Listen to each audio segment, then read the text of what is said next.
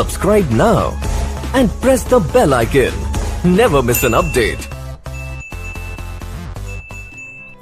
ಎಲ್ಲ ವೀಕ್ಷಕರಿಗೂ ಇವತ್ತು ಭಾಳ ಜನ ಕೇಳ್ತಾ ಇದ್ರು, ಲಂಗ್ಸಲ್ಲಿ ಕಫ ತುಂಬಿಕೊಂಡಿದೆ, ನಿಮೋನಿಯಾ ಥರ ಆಗಿದೆ, ಲಂಗ್ಸ್ ಎಲ್ಲ ಬ್ಲಾಕೇಜ್ ಆಗಿ ಉಸಿರಾಟಕ್ಕೆ ತೊಂದರೆ ಆಗ್ತಾಯಿದೆ, ಮತ್ತು ನೋಸ್ ಎಲ್ಲ ಬ್ಲಾಕೇಜ್ ಆಗಿದೆ.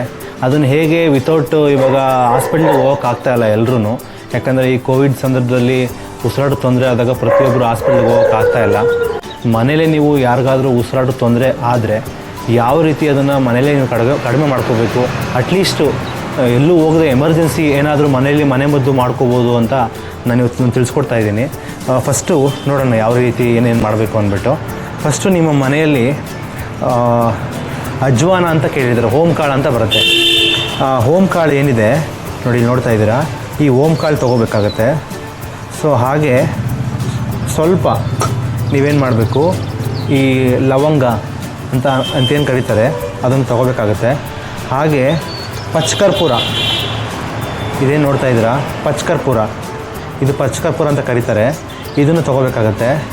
ಹಾಗೆ ನೀಲಗಿರಿ ತೈಲ, ನೀಲಗಿರಿ ಎಣ್ಣೆ ಎಲ್ಲ ಕಡೆ ಸಿಗುತ್ತೆ, ಎಲ್ಲ ಆಯುರ್ವೇದಿಕ್ ಶಾಪಲ್ಲಿ ಸಿಗುತ್ತೆ, ಗ್ರಂಥಿಕೆ ಅಂಗಡಿಯಲ್ಲೂ ಕೇಳಿ ಸಿಗುತ್ತೆ. ಹಾಗೆ ನೀವು ಪಚ್ಕರ್ಪೂರ ಕೂಡ ಎಲ್ಲಿ ಸಿಗುತ್ತೆ ಅಂತ ಭಾಳಷ್ಟು ಜನ ಕೇಳ್ತಾರೆ, ಇದು ಕೂಡ ನಿಮಗೆ ಗ್ರಂಥಿಕೆ ಅಂಗಡಿಯಲ್ಲೇ ಸಿಗುತ್ತೆ. ಇವಾಗ ಇದನ್ನು ಯಾವ ರೀತಿ ತಯಾರು ಮಾಡ್ಕೊಳ್ಳೋದು, ವಿತೌಟ್ ನೀವು ಇವಾಗ ಆಕ್ಸಿಜನ್ನು ತುಂಬ ಬ್ಲಾಕೇಜ್ ಆದಂಗೆ ಆಗಿ ಉಸಿರಾಟಕ್ಕೆ ತೊಂದರೆ ಆಗ್ತಾಯಿದ್ರೆ ನೀವು ಈ ಥರ ಮನೇಲಿ ಮಾಡ್ಕೋಬೋದು. ಇದು ಎಷ್ಟು ಬೇಕಪ್ಪ ಅಂದರೆ, ಫಸ್ಟು ಅರ್ಧ ಸ್ಪೂನಷ್ಟು ಓಮ್ ಕಾಳು ತೊಗೋಬೇಕಾಗತ್ತೆ. ಅರ್ಧ ಸ್ಪೂನಷ್ಟು ಓಮ್ ಕಾಳು ತೊಗೊಳ್ಳಿ, ಇದನ್ನು ಪುಡಿ ಮಾಡ್ಕೋಬೇಕು. ಅರ್ಧ ಸ್ಪೂನ್ಗೆ 1 ಅಥವಾ 2 ಅಥವಾ ನೀವು ಒಂದು ದೊಡ್ಡ ಸ್ಪೂನಲ್ಲಿ ತೊಗೊಳ್ತೀವಿ ಅಂದರೆ ಒಂದು 4 ಹಾಕ್ಬೋದು. ಈಗ ನಾನು ಸ್ವಲ್ಪ ದೊಡ್ಡ ಸ್ಪೂನ್ ಇದೆ, ಒಂದು 4 ಹಾಕ್ಕೊಳ್ಳಿ, 3ರಿಂದ 4 ಹಾಕೋಬೋದು. ಮತ್ತು ಇದು ಎಷ್ಟಿರಬೇಕಪ್ಪ ಅಂದರೆ ತುಂಬ ಕಡಿಮೆ ಇರಬೇಕು, ಇದು ತುಂಬ ಜಾಸ್ತಿ ಹಾಕೋಬಾರ್ದು. ಇದು ಬಂದು ನೀವು ಲವಂಗ ಹಾಕಿರ್ತೀರಲ್ಲ ಆ ಸೈಜ್ ನೋಡ್ಕೊಳ್ಳಿ, ಒಂದು 2 ಹಾಕಬೇಕಾಗತ್ತೆ. ಲವಂಗ ಸೈಜಲ್ಲೇ ಒಂದು 2 ಹಾಕ್ಕೊಳ್ಳಿ, 2 ತಗೊಳ್ಳಿ. ಇದನ್ನೆಲ್ಲ ಫಸ್ಟ್ ನಾವೇನು ಮಾಡಬೇಕು, ಪೌಡ್ರ್ ಮಾಡಬೇಕು. ಚೆನ್ನಾಗಿ ಇದನ್ನು ಕಲ್ಲು ತೊಗೊಂಡು ಕೊಟ್ಟು ಇದನ್ನು ಪೌಡ್ರ್ ಮಾಡಬೇಕಾಗತ್ತೆ. ನುಣ್ಣಗೆ ಅರಿಬೇಕು, ಇದನ್ನು ಪೌಡ್ರ್ ಮಾಡಬೇಕು.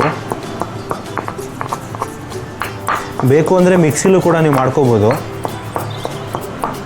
ಸ್ವಲ್ಪ ಆಗಿರೋದ್ರಿಂದ ಇದು ಮಿಕ್ಸಿಲಿ ಚೆನ್ನಾಗಿ ಫುಲ್ ಪುಡಿ ಆಗೋಲ್ಲ, ಅದಕ್ಕೋಸ್ಕರ ಇದನ್ನು ಮಾಡ್ತಾಯಿದ್ದೀವಿ.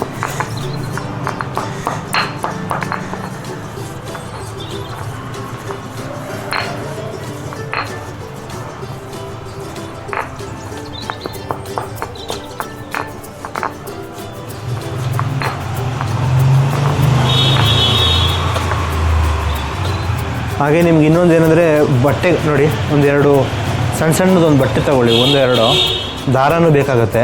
ಯಾಕೆ ಅಂತ ನಿಮಗೆ ಕೊನೆಯಲ್ಲಿ ಹೇಳ್ತೀನಿ. ನೋಡಿ, ಚೆನ್ನಾಗಿ ಪುಡಿ ಆಗ್ತಾಯಿದೆ. 1 ನಿಮಿಷ 2 ನಿಮಿಷ ಮಾಡಿದ್ರೆ ಸಾಕು, ಬೇಗನೆ ಇದು ಪುಡಿ ಆಗಿಬಿಡುತ್ತೆ. ಇದು ಪುಡಿ ಆದಮೇಲೆ ನೀವೊಂದು, ನಾನು ಹೇಳಿದೆ, ಕಾಟನ್ ಯಾವ್ದಾದ್ರು ಒಂದು ಬಟ್ಟೆ ತೊಗೊಳ್ಳಿ, ನೀಟಾಗಿರಬೇಕು. ಕಾಟನ್ ಬಟ್ಟೆ ತೊಗೊಂಡು ಇವಾಗ ಏನು ನೀವು ಪುಡಿ ಮಾಡಿರ್ತೀರಾ ಆ ಪುಡಿನ ಇದರೊಳಗಡೆ ಹಾಕೋಬೇಕು. ಈ ಗಂಟು ಮೂಗೊಳಗಡೆ ಹೋಗಬೇಕು, ಅಂದರೆ ಮೂಗಲ್ಲಿ ಇಟ್ಟು ಅದು ಉಸಿರಾಡಬೇಕು ನೀವು.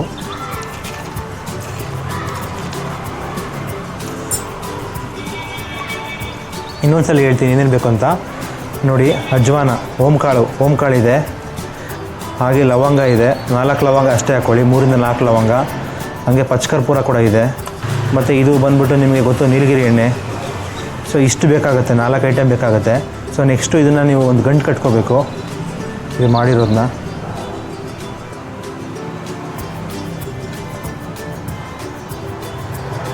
ನೋಡಿ, ಇಷ್ಟು ಮೂಗಲ್ಲಿ ಹೋಗ್ಬೇಕು ಸ್ವಲ್ಪ, ಇದು ಈ ಥರ ದಾರ ತಗೊಳ್ಳಿ.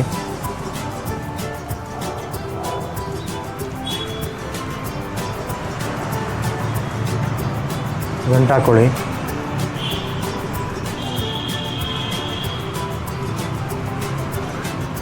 ಗಂಟಾಯಿತು. ಈಗ ಇದನ್ನು ನೀವು ಇದಕ್ಕೆ ನೀಲಗಿರಿ ಎಣ್ಣೆ ಅಂತ ಹೇಳಿದೆ, ನೀಲಗಿರಿ ಎಣ್ಣೆ 1 ಡ್ರಾಪ್ಸ್ ಅಥವಾ 2 ಡ್ರಾಪ್ಸ್ ಅಷ್ಟೇ, ಜಾಸ್ತಿ ಹಾಕಬಾರ್ದು. ಇಷ್ಟನ್ನೇ ತೊಗೋಬೇಕು. ನಮ್ಮ ಮನೇಲಿ ಆಗಾಗ ಮಾಡ್ತಾ ಇರ್ತೀವಿ ಇದನ್ನು, ತುಂಬ ಚೆನ್ನಾಗಿ ರಿಸಲ್ಟ್ ಇದೆ. ಇದನ್ನು ಹೇಗಿರುತ್ತೆ ಏನೋ ಜಸ್ಟ್ ಇದನ್ನು ಈ ಥರ ಮಾಡ್ಕೋಬೇಕು. ಈಗ ಏನು ಮಾಡಬೇಕಪ್ಪ, ಇದನ್ನು ತುಂಬ ಕಫ ಕಟ್ಕೊಬಿಟ್ಟಿದೆ ಲಂಗ್ಸಲ್ಲಿ, ಆಚೆ ಬರ್ತಾಯಿಲ್ಲ, ಮತ್ತು ಉಸಿರಾಡೋಕ್ಕೂ ತೊಂದರೆ ಆಗ್ತಾಯಿದೆ ಅಂದಾಗ ಒಂದು ದಿನಕ್ಕೊಂದು 2 ಸಲ ಒಂದು ನೋಡಿ ಇವಾಗ ತೋರಿಸ್ತೀನಿ, ಒಂದು ಮೂಗಲ್ಲಿ ಇಟ್ಕೋಬೇಕು. ಇಟ್ಕೊಂಡು ನಿಧಾನವಾಗಿ ಉಸಿರೆಳ್ತಾ ಬಿಡಬೇಕು. ಮತ್ತು ನಿಧಾನವಾಗಿ ಅದು ಹೋಗ್ಬೇಕು ಒಳಗಡೆ. ತುಂಬ ಸ್ಟ್ರಾಂಗ್ ಇರುತ್ತೆ. ಈ ಥರದ್ದು 3-4 ಸಲ ಮಾಡಬೇಕು. ಮತ್ತು ಇದರಲ್ಲಿ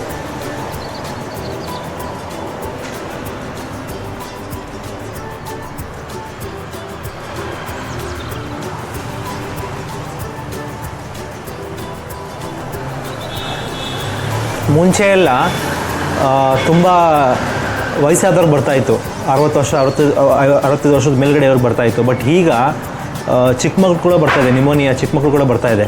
ಅದಕ್ಕೋಸ್ಕರ ಈ ಥರ ಮಾಡಿಕೊಂಡು ಬೆಳಗ್ಗೆ ಸಾಯಂಕಾಲ ಒಂದು 3-4 ದಿನ ಮಾಡೋಷ್ಟರಲ್ಲೇ ಆ ಕಫ ಎಲ್ಲ ಆಚೆ ಬಂದುಬಿಡುತ್ತೆ. ನೀವು ಇದೊಂದು ಆದಷ್ಟು ನಿಮ್ಗೆ ಎಷ್ಟಾಗುತ್ತೆ ಅಷ್ಟು ಎಳಿಬೋದು. ಎಳ್ಕೊಂಡ್ರೆ ಆ ಲಂಗ್ಸಲ್ಲಿರೋ ಬ್ಲಾಕೇಜ್ ಎಲ್ಲ ತೆಗೆದಾಕತ್ತೆ. ಸೊ ಈ ರೀತಿ ನೀವು ಇದೊಂದು ಟಿಪ್ಸ್ನ ಮಾಡ್ಕೋಬೋದು, ಮನೇಲೇ ಮಾಡ್ಕೋಬೋದು. ಎಲ್ಲೂ ಹಾಸ್ಪಿಟ್ಲಿಗೆ ಹೋಗದೆ ನೀವು ಅಟ್ಲೀಸ್ಟ್ ಸ್ವಲ್ಪ, ಯಾರಿಗೆ ನ್ಯೂಮೋನಿಯಾ ಆಗಿ ಟ್ರೀಟ್ಮೆಂಟ್ ತೊಗೋತಾ ಇರ್ತೀರ ಬಟ್ ಆದರೂ ಕೂಡ ಕಫ ಇನ್ನೂ ಹಂಗೆ ಇದೆ ಅನ್ನೋರು ಈ ಒಂದು ಟಿಪ್ಸ್ನ ಫಾಲೋ ಅಪ್ ಮಾಡಿ. ಏನಕ್ಕೆ ಇದೆಲ್ಲ ಮಾಡ್ಕೊಳ್ಳೋದ್ರಿಂದ ಅಡ್ವಾಂಟೇಜ್ ಏನು ಅಂದ್ಬಿಟ್ಟು ನಾನು ಒಂದೊಂದಾಗಿ ಹೇಳ್ತೀನಿ. ಅಜ್ವಾನದಿಂದ ಏನೇನು ಉಪಯೋಗ ಇದೆ, ಆಮೇಲೆ ಈ ಲವಂಗದಿಂದ ಏನೇನು ಉಪಯೋಗ ಇದೆ, ಪಚ್ಕರ್ಪೂರದಿಂದ ಏನೇನು ಉಪಯೋಗ ಇದೆ, ನೀಲಗಿರಿ ತೈಲದಿಂದ ಏನೇನು ಉಪಯೋಗ ಇದೆ ಅಂತ ನಾನು ಒಂದೊಂದಾಗಿ ಬಿಡಿಸಿ ಹೇಳ್ತೀನಿ ನಿಮಗೆ.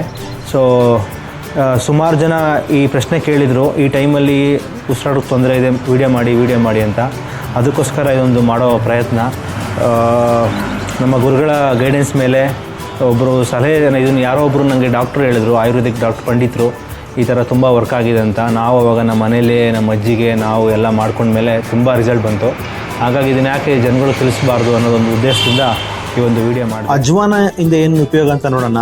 ಅಜ್ವಾನದಿಂದ ನಿಮಗೆ ಯಾರಿಗೆ ಕೆಮ್ಮು, ನೆಗಡಿ, ಎದೆ ಉರಿ, ಕಫ ತುಂಬಿಕೊಂಡಿರುತ್ತೋ ಅವ್ರಿಗೆ ಇದು ಉಪಯೋಗ ಆಗ್ತದೆ. ಹಾಗೆ ತಲೆನೋವು ಕೂಡ ಕಡಿಮೆ ಆಗುತ್ತೆ ಇದರಿಂದ. ಲವಂಗ ಬಂದ್ಬಿಟ್ಟು, ಲವಂಗದಲ್ಲಿ ನೀವು ನೋಡೋದಾದರೆ ಬ್ಯಾಕ್ಟೀರಿಯಾ ನಿರೋಧಕ ಗುಣಗಳಿದೆ. ಸೊ ಅದಕ್ಕೆ ನೋಡಿ, ಅಲ್ಲೂ ನೋವು ಬಂದಾಗ ವಸಡುಗಳಿಗೆ ಆ ಲವಂಗ ಇಟ್ಕೊಂಡಿದ ತಕ್ಷಣ ಅಲ್ಲಿ ನೋವು ಕಡಿಮೆ ಆಗುತ್ತೆ. ಪಚ್ಚ ಕರ್ಪೂರದಿಂದ ಯಾರಿಗೆ ಉಪ್ಸ ಇದೆ, ಹಳೆ ಕೆಮ್ಮು ಇದೆ, ಅದು ಕಡಿಮೆ ಆಗ್ತಾ ಬರ್ತದೆ. ಉಪ್ಸ ಅಂದರೆ ವೀಸಿಂಗ್ ಥರ ಬರುತ್ತೆ, ಮೆಟ್ಲೆತ್ತದಾಗೆಲ್ಲ ಒಂಥರ ಉಸಿರು ಕಟ್ತಂಗೆ ಆಗುತ್ತೆ. ಸೊ ಅದು ಕೂಡ ಇದರಲ್ಲಿ ಕಡಿಮೆ ಮಾಡುವಂಥ ಶಕ್ತಿ ಇದೆ. ಹಾಗೆ ನೀಲಗಿರಿ ಎಣ್ಣೆ ಅತಿ ಹೆಚ್ಚು ಬಳಸೋದು ಪೇನ್ ಕಿಲ್ಲರಾಗಿ ಬಳಸ್ತಾರೆ. ನ್ಯಾಚುರಲ್ ಪೇನ್ ಕಿಲ್ಲರ್ ಅಂತ ನಾವೇನು ಆಯುರ್ವೇದದಲ್ಲಿ ಕರಿತೀವಿ. ಅದೇ ರೀತಿ ಇದು ಇದೇ ಸಪೋರ್ಟ್ ಮಾಡುತ್ತೆ. ಅಂದರೆ ಇದು ಶ್ವಾಸಕೋಶವನ್ನು ಶುದ್ಧಿ ಮಾಡುತ್ತೆ. ಮತ್ತು ಇದೊಂದು ನೈಸರ್ಗಿಕ ಆಂಟಿ ಇನ್ಫ್ಲಮೇಟರಿ ಏಜೆಂಟ್ ಆಗಿದ್ದು, ಶೀತಕ್ಕೆ ಸಂಬಂಧಿಸಿದ ತಲೆನೋವಾಗಿರ್ಬೋದು, ನೆಗಡಿ ಆಗಿರ್ಬೋದು, ಮೂಕಟ್ಟೋದಾಗಿರ್ಬೋದು, ಇದೆಲ್ಲವನ್ನು ಇದನ್ನು ಗುಣ ಮಾಡೋ ಶಕ್ತಿ ಇದರಲ್ಲಿದೆ. ಈ ಎಲ್ಲ ಒಟ್ಟಿಗೆ ಮಾಡೋದ್ರಿಂದ ಯಾರಿಗೆ ಅಸ್ತಮ ಕಾಯಿಲೆ ಇದೆಯೋ ಅವ್ರಿಗೂ ಕೂಡ ಇದು ಉಪಯೋಗ ಆಗ್ತದೆ. ನೋಡಿದ್ರಲ್ಲ ವೀಕ್ಷಕರೇ, ಇದರಲ್ಲಿ ಎಷ್ಟೆಲ್ಲ ಉಪಯೋಗ ಇದೆ ಅಂತ. ಇನ್ನು ಇದೇ ರೀತಿ ಅನೇಕ ಉಪಯುಕ್ತ ವಿಡಿಯೋಗಳನ್ನ ನಾವು ಮಾಡ್ತೇವೆ. ನೀವಿಂದ ನಮ್ಮ ಯೂಟ್ಯೂಬ್ ಚಾನಲ್ಗೆ ಸಬ್ಸ್ಕ್ರೈಬ್ ಆಗಿಲ್ಲ ಅಂದರೆ ಸಬ್ಸ್ಕ್ರೈಬ್ ಮಾಡ್ಕೊಳ್ಳಿ, ಶೇರ್ ಮಾಡಿ, ಲೈಕ್ ಮಾಡಿ ಅಂತ ಹೇಳ್ತಾ, ಹೊಸ ವಿಡಿಯೋಸ್ಗಾಗಿ ನೋಟಿಫಿಕೇಶನ್ ಬೆಲ್ ಐಕನ್ನ ಕ್ಲಿಕ್ ಮಾಡಿ. ಧನ್ಯವಾದ.